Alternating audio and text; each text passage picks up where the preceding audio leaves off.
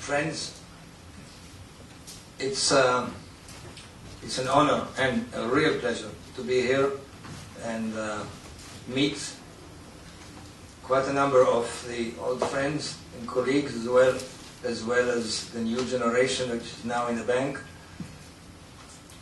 I cannot start without telling to you, I know you will not like what I'm saying, but the man who recruited me to the bank, and possibly the man whom I owe my career after my basic career that was started by a generation before that in Israel, is John Carbermatten. He's here, and it is for me always was a real honor and pleasure. Even I was a bit scared to speak in front of him, but with age that scare might have vanished.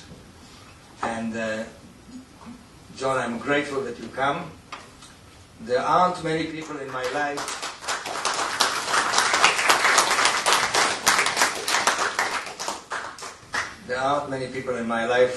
that I admire more, and I think that the water sector in the bank as a sector was not the first head of the sector. There were one or two before him, but he has given the sector an objective and a purpose and an organization which maybe lasts until today.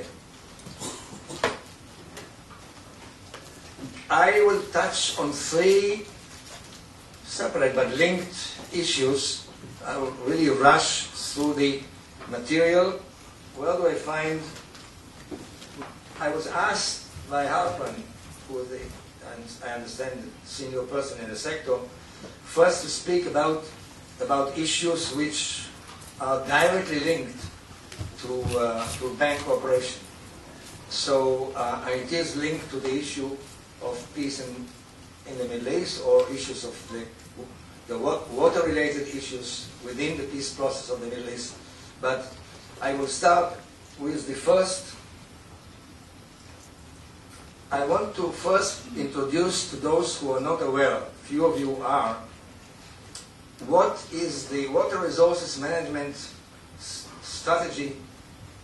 It is absolutely an integrated water resources management, which maybe Israel was one of the first in the world who started an integrated water resources management, but others have coined that and reinvented the wheel within this organization and others. So I want to start that because for two nations which share the same sources of water, the aquifers as well as the Jordan River, whatever is left of it, for two nations will not be able to reach an agreement as long as one nation is going to very serious political strains in managing water scarce resources, and the other one will not follow in the same way. Not exactly, but at least the other side will have to show, with the aid of donors, that they will follow a similar strategy on dealing with water resources management under scarce conditions. Israel, and just to have a short look, Israel lies between Lebanon, Syria, between the Palestinians, between Jordan, the Hashemite Kingdom of Jordan, and Egypt. It's a small country, a country of about 25,000 square kilometers. It is lucky to be narrow and along shore, along the beach. Therefore, when you reach that levels of scarcity that you have no other way but to go into the sea, desalinate water, and bring that water into the network that has been done, which is a grid, a national grid, becomes very convenient and very cheap instrument to absorb any sources of water from the sea or really from anywhere. And what you see is a grid that includes about 70% of the water from groundwater resources and 30% from a national water carrier, which starts, I don't have I don't have a... Is there a pointer here? Not anybody has a pointer? Anyhow, you can see that the line reaches the Sea of Galilee at the top, and from there is a large diameter pipeline going all the way up to the western Negev, up to the desert, and integrates regional projects east-west with all the wells and groundwater use. So it's an integrated system of groundwater, surface water. Then the red ones that you see on the left here in this area, as well as the other dots, this is wastewater recycled systems, by the way, started by the World Bank during the days of John Calver-Martin.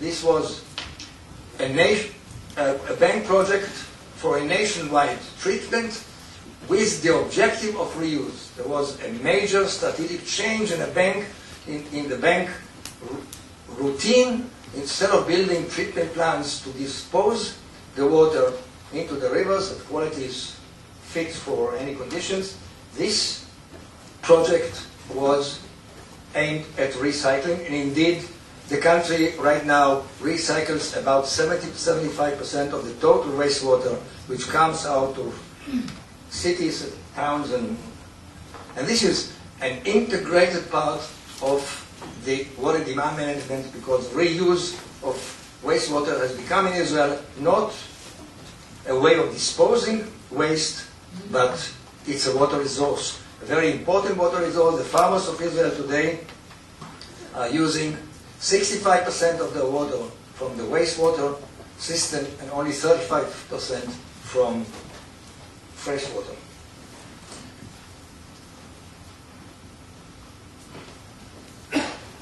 I'm going quickly to, sorry for those who have a more serious link to the expression Ten Commandments, but we like to use it for other purposes as well. We is me. I want to go quickly through that strategy to give you a feeling. What is the meaning of integrated water resources management strategy, whether the country is small, whether the country is big, or whether these are sections of the country? But it is a very complicated and a very costly and a very lengthy program. Of course, it starts with national assessment of water resources, master planning, transfers of water, integration of resources, nationwide groundwater development and control. It calls for legal basis. Without legislation, without parliament decision on a water code, we could not have continued. It passed in 1959. It followed after that a whole set of regulations and fighting through parliament until today, never ended, because of the expression that we had in the law that water will be used efficiently within the state of Israel, and the word efficiently has a whole Pandora box behind it, but it was partially completed immediately after that. Comprehensive water metering of all water producers and consumers. Again, short sentence, but it means going into condominiums, going into high-rise buildings, and climbing with water meters to all the floors, or from the bottom of the building to all apartments, as well as every house, every farmer, every industry. Sounds simple, expensive, and complicated, especially the maintenance of these millions of water meters. Research and development of optimal water use, norms, allocations, technology development. At that point of time, Israel stopped and said, are we going to have a right system, or, according to the water, all water resources belong to the state? And the decision was, all water resources belong to the state. Therefore, the state legally can allocate on annual basis water. It is metered, so you know if the consumer obeys the allocation or not. And starting technology development to improve efficiency in order to decrease the norms for irrigation, for urban water supply, for industrial water supply, industry by industry, crop by crop, technology by technology, and this is how the drip irrigation was started and so on. Wide-scale introduction of pressure irrigation system, drip irrigation and automation, mainly horticultural, cotton, parks, gardens. What it means is that Israel slowly ceased to have gravity irrigation. I know the few of you who understand that know that it is irrelevant to the bank or irrelevant to most countries in the world.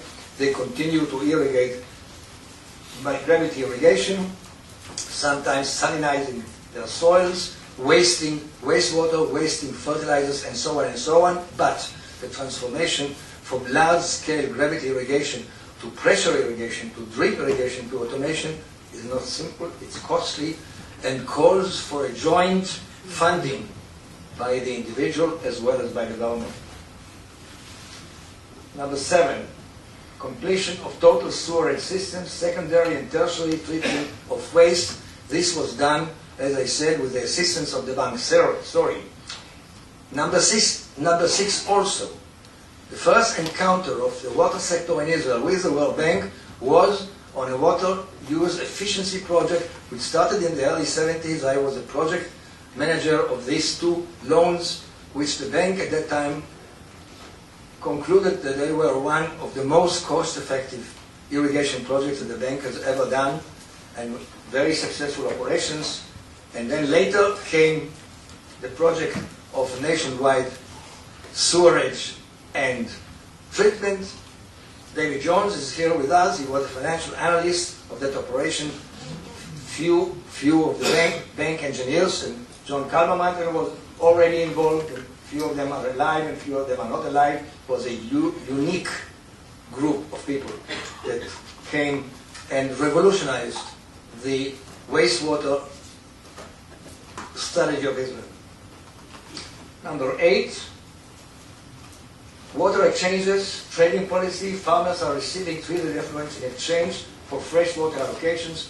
Government executed effluent transfer network. Meaning, at a certain time, let's say in the middle of the 80s, the government said to the farmers, there is no other way. You have to absorb treated wastewater, secondary and then tertiary. We will bring the wastewater up to the plots, up to your fields, but we will reduce your freshwater allocations year by year, gradually, until the point where most of the water which you will use will be wastewater and not freshwater. As I said in the beginning, I don't want to repeat it. It's a relatively small country, a relatively narrow country. It could be done. Not everywhere in the world, not in every region, not in every district of the world it can be done.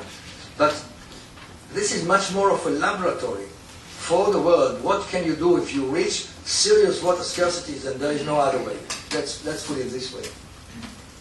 When I say water exchanges and trading policy, it was mainly between the government and farmers, buying from the farmers fresh water, giving them wastewater. It was not a financial transaction, it was a commodity transaction. Government executed effluent transfer network. The government funded the whole network. What you saw before, the red lines were funded by the government. Government is the people. Virtual water policy, import of grains. I don't want to go into that. It was one of the hardest decisions the government of Israel took many years ago. Israel today imports most of its grains, about 85% to 90% of the grains. If it would have had to grow them, we would have needed 3 times as much of fresh water to be given to the farmers. Israel decided to buy it. It was in the years that Israel was under the sword of the United States. We were not sure that the United States will sell grains to Israel. Eisenhower was there and Dulles was there, and these were hard days, but the decision was taken. The invention of that idea of virtual water policy was started then. Afterwards, Tony Allen came to Israel and is now receiving in Stockholm the so-called the Nobel Prize for Water for promoting this idea globally. Establishing of special funds, retrofitting of most irrigation systems and industrial processes, and selected urban consumers. This was essential. It could not have been done. The government established a fund, came to the farmers, came to the industrialists, said to them, you are using X, you will be allocated X minus delta X. You want to prepare yourself, you want to install drip irrigation, you want to change your industrial procedures and so on and so on. We will give you loans from the fund. You, in the time that will come, we will look how much you are producing per unit of water, and if you really achieved an efficiency, achieved a much larger production per unit of water, we will waiver part of the interest of the loan.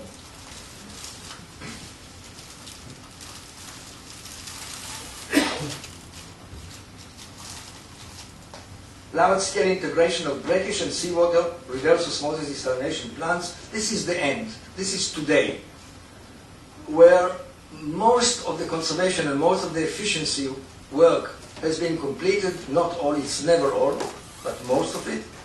The country has gone into large-scale desalination of brackish water and seawater, again, directly integrated within few miles from the sea into the network that you saw before, into the national network, without hardly any additional cost, just a connection and a booster station from.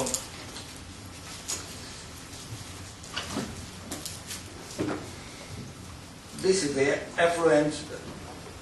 I just want to show you this curve, and this is the production of irrigated agriculture in Israel per unit of water from 1948 till the end of the 90s,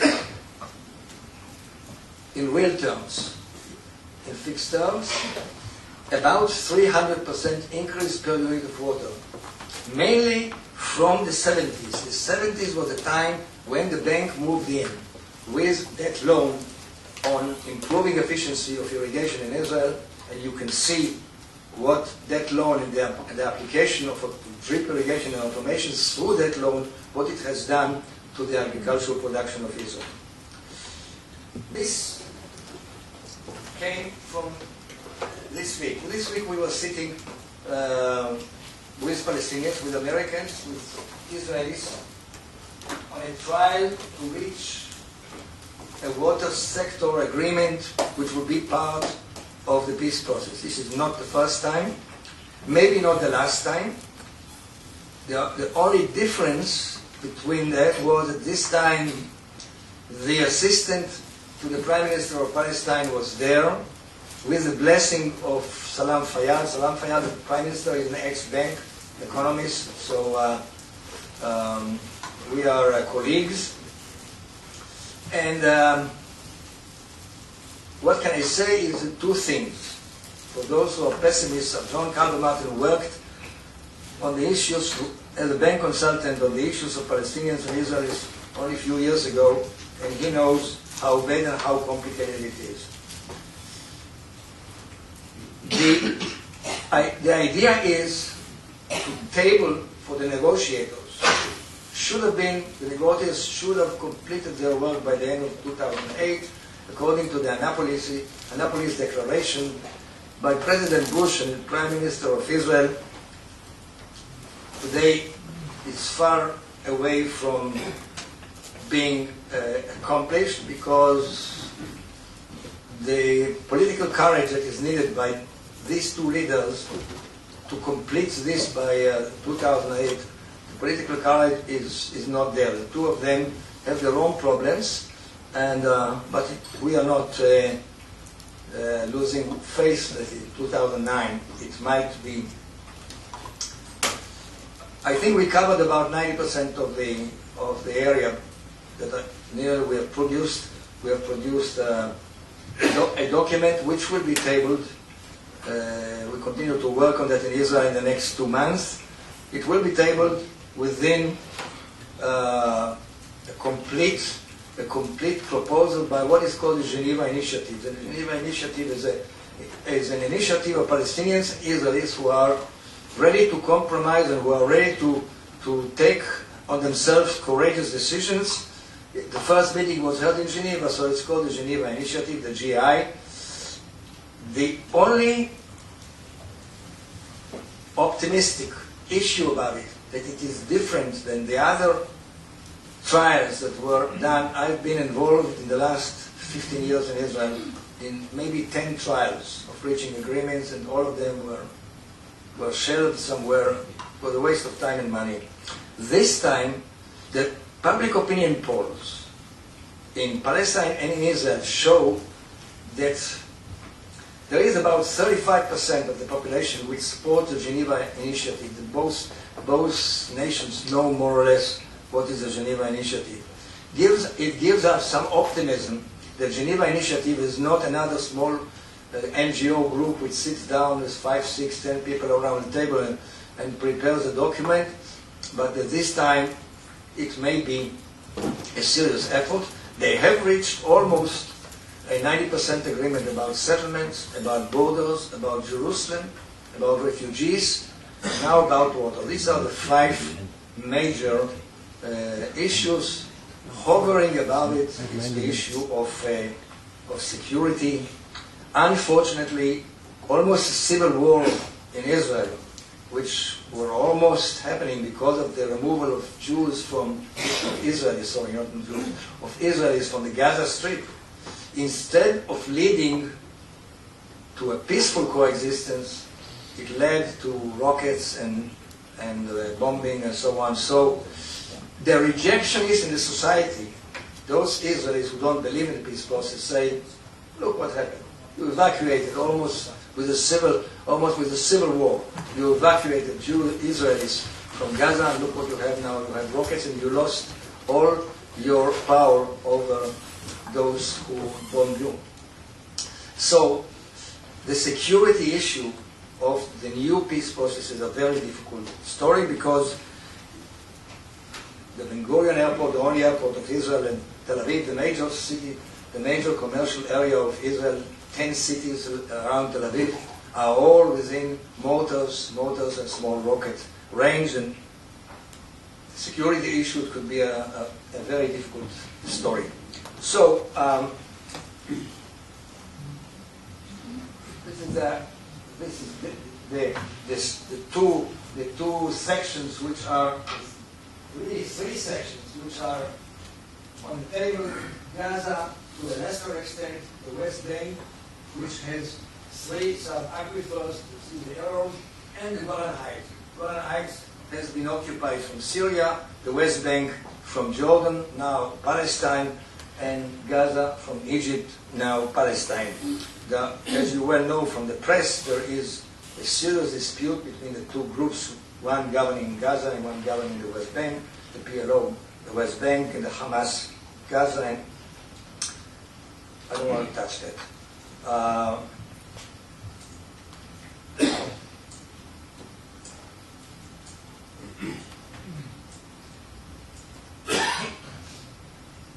This is more or less the essence of the water dispute.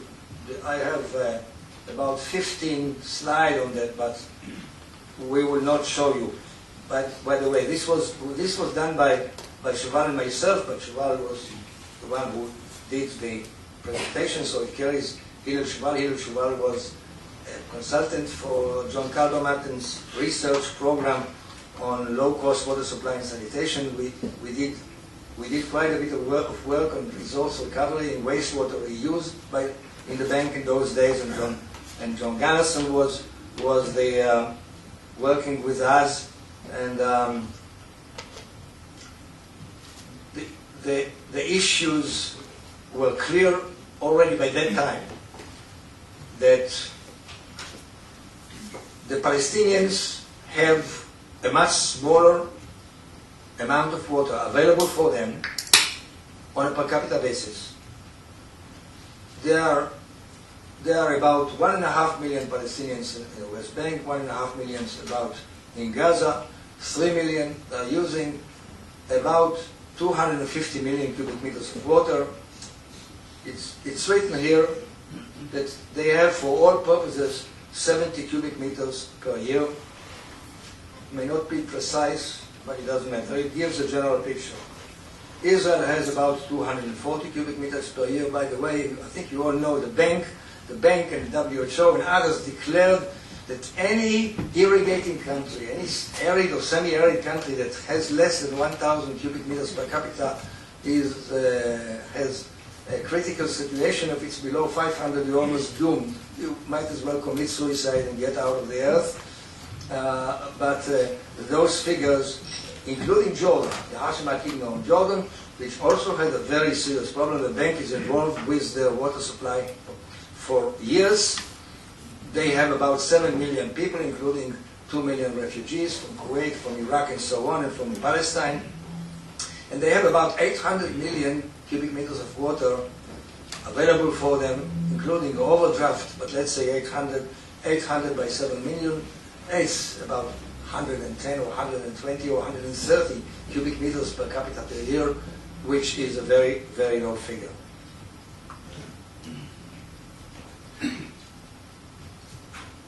At the bottom it says that unless the Palestinians obtain more water, particularly for domestic urban use, as the population grows, they will be faced with a severe crisis affecting their health, welfare, their economy,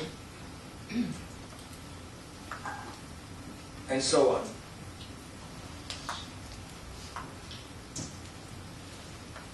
Part of the formula, which is a very difficult issue to solve, is the fact that Israel is 27,000 GDP per capita, while the Palestinians are about 2,000. So Israel has a GDP per capita of about 10 times larger than the Palestinians. The Israelis say there is a direct link between GDP per capita and between reasonable water consumption. You don't use the same amount of water on a per capita basis in California or in Nevada. But although possibly the GDP of the two states in the United States are about the same or more or less the same.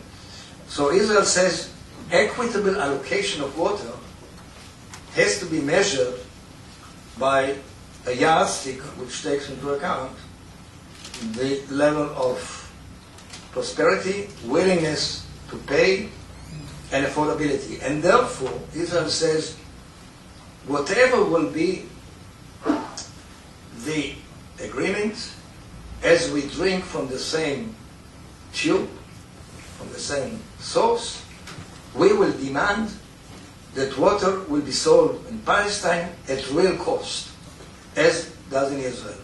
We will demand that you will follow what you've seen before, the strategy that irrigation water, which costs few cents per cubic meter in Kalkilia and Tulkarem along the border of Israel, and they are competing with Israel in the production of oranges and vegetables and whatever, they will pay the real cost of water. The real cost of water is opportunity cost, because they can easily stop growing what they grow and sell water to the neighbors on the Israeli side. So the Palestinians claim it's a wrong socio-economic concept. We want also to have 25,000 GDP per capita. If we will not have enough water and enough resources, power, and so on, they don't get power from Israel, they get power from themselves now. If we don't have all these infrastructure parameters, we will never be able to grow, and therefore the comparison of the reasonable use, equitable use, when you look at economic parameters is false, and so on. I don't want to... How much time do I have? Half an hour. Half an hour. Half an hour. Okay, I will go now to another issue. I'm jumping from issue to issue because I don't think that political issues between the Palestinians and the Israelis are really of interest to bank staff. They are mainly political, but I wanted you to get something about it, and then in questions and answers, I'm ready to answer anything. Now, about 7 years ago, if I'm not mistaken about the date, I'm surely mistaken, there was the MDG global meeting in Johannesburg, and Wolfensohn was there. And our Mr. President, called Paris, plus Hassan from Jordan, got up and said, for $1 billion we can make Valley of Peace, the whole area between Jordan and Israel, as a green option for hotels, for lakes, for employment, for income. And it cost just $1 billion.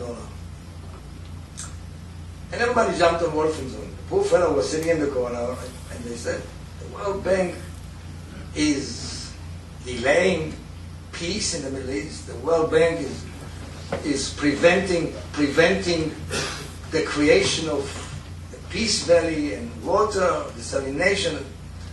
The poor man was cornered seriously by quite a number of countries, and he said, okay, we, the World Bank, will do a feasibility study. It was absolutely imposed on the bank, because he understood, or at least he called Washington, and somebody in Washington told him, Mr. President, this project is the least what we can do. Is as far from us, from the World Bank. There is a fight between Greens. There is a fight.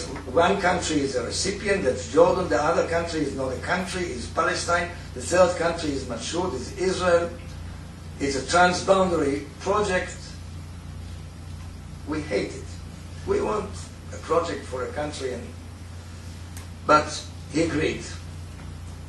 The bank started to drag its feet with the bidding for the feasibility study. A few years have passed. I think it's already about 7 years. It didn't work. The bank was continued to be under pressure by the State Department and by whoever. And about a year and a half ago, they issued a bid for a feasibility study, economic engineering, as well as environmental. And a French firm won the bid for the feasibility study, for the economic engineering one, and there is an American group that won the bid on the environmental one. There is a steering committee, there is a project management.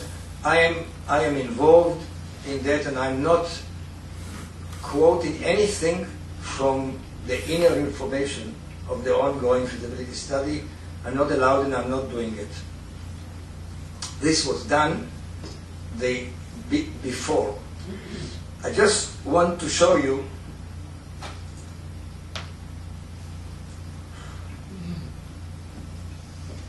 this project, because I think the bank is in. Some people say that the bank will run out the first occasion that the bank will have. I rather doubt it. The bank is inside a very difficult and unpleasant project because of mainly and not only because of the reasons which I mentioned before. First of all, it is a very costly project. Let me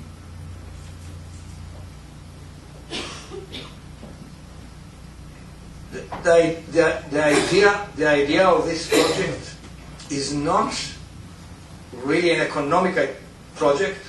The idea of this project, the objective number one, is to save the Dead Sea. The Dead Sea is the lowest point on Earth. To a certain extent, has some similarity with the Aral Sea. And those who believe that the World Bank should be there because they believed that saving a world heritage should be of interest of the World Bank, and it has unforeseen economic benefits much beyond few hotels along the shore, and sinkholes that you have to rebuild the road, and you lose some agricultural land, and so on and so on. There are clear damages, and so the feasibility study moved forward, and it's ongoing. And the idea is, first of all, to save the Dead Sea, number one. Number two, if it will be feasible, a large-scale hydroelectric power station will be built. And number three, if it will be feasible, this power will go to desalination of seawater, and if there is some surpluses, it will be sold as power to Jordan or to Palestine or to Israel. This is the outline of the project. That's more. Yes. By the way, as you saw before, you might have missed it. The Dead Sea now is 420 meters below sea level. I'm sure I don't have to transfer all of that into gallons and feet, don't I? I don't. It was, historically, when I was young, 393 meters below sea level. So 27 meters depletion has already occurred. The drop is 1 meter a year, plus minus.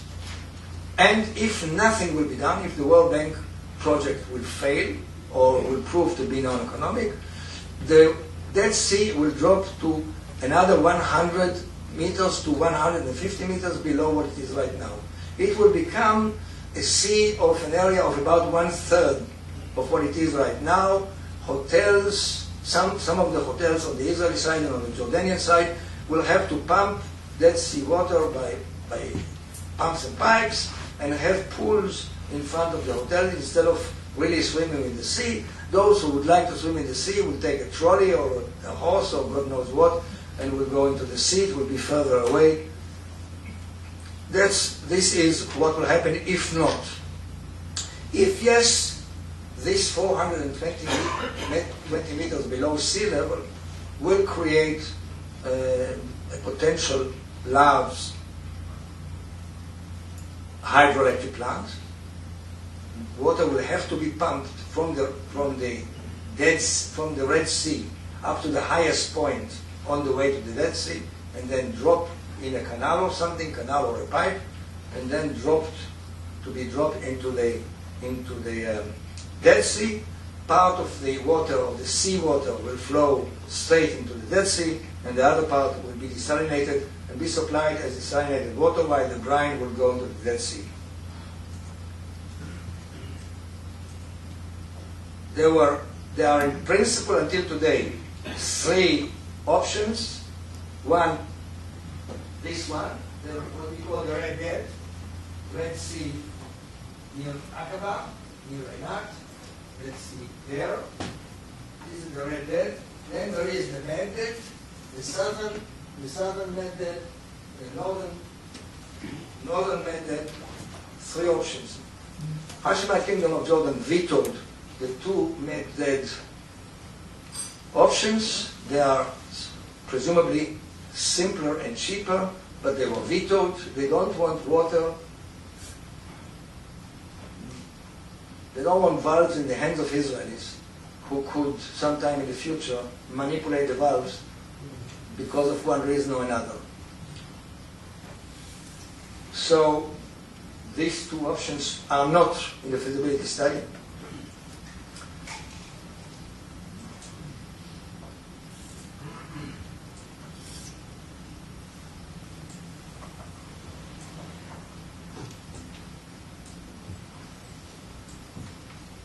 These are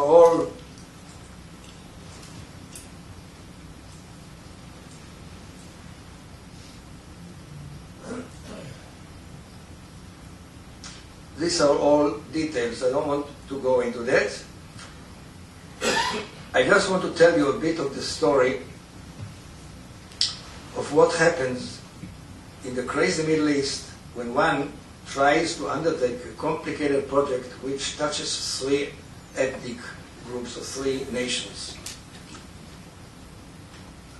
Number one, there are 3 major ecological problems, objective ones. One is if you pump from the Aqaba Bay, the Aqaba Gulf, which has a very narrow edge touching two countries, Jordan and Israel. If you pump from there 2,000 million cubic meters of water into this project, you surely distort all the currents and all the movement of water in that bay. Part of it is larvae, which feeds the corals because the current is anti-clockwise. So they will pump the larvae of the corals, and it will not move to the west toward Israel and then toward Egypt, toward the Sinai corals of Egypt, which John Carlo, again, knows very well because we spent time there years ago. The pro-marine Greens, especially the Egyptians and the Israelis, say we object as firmly as possible because it will cause ecological damage that we cannot quantify in financial terms. It's beyond the ability to quantify it in financial terms. Number two, the pipe or canal or tunnel between the Dead Sea and the Red Sea is in a seismic area. It's the Rift Valley, the famous Syrian-African Rift Valley. There is a person here, Bob Bison, who is dealing with deep drilling around the world and looking for non-conventional water, let's call it this way. He feels that under the Rift Valley there is quite a flow of sweet water into the Red Sea, possibly. But in any case, the Rift Valley is shaking all the time. There are hundreds of earthquakes during the year, but none of them is a very serious one, let's say 5, 6 Richter, 7 Richter, not more than that.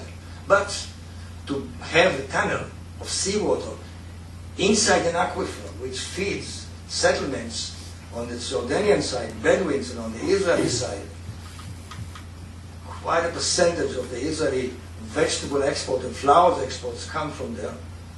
To have that, if it will crack, any of the three conveyance methods, whether canal, whether tunnel, or whether a pipe, if it cracks, it can easily destroy the whole aquifer or parts of that aquifer. So the second group of greens, which are, let's call it the underground greens, they say out of the question. We shall never in our life, we shall lie in front of the bulldozers, we shall never allow someone moving large amounts of seawater along these 200 kilometers of ecological heaven, ecological paradise, whatever you call it. And we will not allow this project to be executed. By the way, the leader of the group is Friends of the Earth. And Friends of the Earth have a very strong group here in Washington. And many of you remember the story of the dam in Gujarat in India, where they stormed the bank and there were demonstrations and the bank had pulled out in the middle of a construction of a dam in India. So they do have their power over a bank decision making. And this is the second problem. The third problem, and this problem, by the way, maybe it can be quantified in financial terms, because somebody can say, okay, we will lay a very thick pipeline. These pipelines are 3 meters pipelines, 2 3-meter pipelines. It's not a joke, but it will cost more money. We can add thickness to the pipes, and whatever else will happen, they will not leak. Maybe. The third one is a beautiful story of mixing seawater, red seawater with dead seawater. There is a whole chemical theory that the mixing of the two, there is a huge difference in salinity and a huge difference in specific gravity and chemical compounds. The Dead Sea just for example, the Dead Sea is almost 300,000 parts per million of natrium chloride salts, and the sea is about 35,000 totally dissolved solids. The total dissolved solid in the Red Sea is about 35,000, in the Dead Sea is about 300,000. And there are different chemical composition. The third green group comes and says they will never mix, they will create stratification, they will create special algae, they will create gypsum over the water, they will kill the Dead Sea works, the Jordanian and the Israeli one, on the southern side. And the last but not least, the research data, which is held by a number of scientific institutions, and they were paid for it by the Israeli government, but it doesn't matter. They hold it, and in order to give it for the feasibility study firm, they want few millions of dollars beyond what has been allocated in the bank feasibility study schedule. And therefore, just as examples, as you can see, what happens when you take on yourself a very large transboundary project between countries of different category vis-à-vis the bank, and where you have strong environmentalist groups who are ready to give it a fight, and they don't mind that they will kill the project. They don't mind it. And when you ask them, okay, let's say that you kill the project. The feasibility study will take 2 years. Bank staff, consultants will work hard, will produce feasibility study, and let's say that from economic point of view, it will prove to be economic. Of course, when you quantify the value in economic terms, when you quantify the value of saving the Dead Sea, it must be an integrated part of it. What will happen? They will say Syria and Jordan and Israel will release sweet water from the Sea of Galilee in order to discharge water into the Dead Sea and save the Dead Sea with desalinated seawater. Why desalinated? Because every marginal unit of water in Israel is desalinated. Israel does not develop any new water resources. So from an engineering point of view, the marginal unit of water in Israel is seawater desalination, which is about 60-65 US cents per cubic meter. And this is after serious reduction of the cost that prevailed in the world. It was $1 per cubic meter 3 years ago, but a genuine bidding in Israel has reduced it to 52 cents, and then now with changes in power costs and so on, it has risen to about 65 cents per cubic meter. So the thought that hundreds of millions of cubic meters of desalinated water will be discharged into the Jordan River to fill the Dead Sea, that thought, it sounds almost a joke by few, by others take it seriously. This is in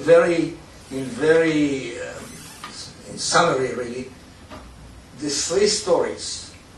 The first story, there's no doubt, touches directly bank staff, because if we believe those who say that the world is getting warmer, whether by human beings or not, regardless, but it's getting warmer, and if you believe those who say that it means that the amount of precipitation will drop around the world, then many of you may face serious problems and projects to deal with water scarcity in A, B, C, and D. And what I showed in the beginning, and this was really my intention, what we request from the Palestinians to do, most probably part of this will have to be a component in your projects, because I don't believe that countries in the world today which exhaust their water systems within reasonable distances to the centers of demand, not totally, but within reasonable distances to the totals of demand, to the sites of demand, that countries will be able to survive a growing scarcity, a growing population, a growing standard of living, and a growing demand for water without taking very serious measures to conserve water and to produce greater produce, industrial and agriculture, from unit of water. By the way, and again I return to John. John's idea of me coming into the bank 1978, 79, after the research program, was to, in the beginning, to deal with the low-cost water supply and sanitation, which the bank hopefully is integrating the results now in its projects. But beyond that, John believed that sooner or later the bank would not be able to continue in supplying more and more water to growing cities around the world, and the issue of water conservation, especially in the urban, but not only, and the competition between irrigation water and urban water will increase up to a point where governments, including the bank, will have to take difficult decisions how to continue with that levels of water scarcity. Thank you.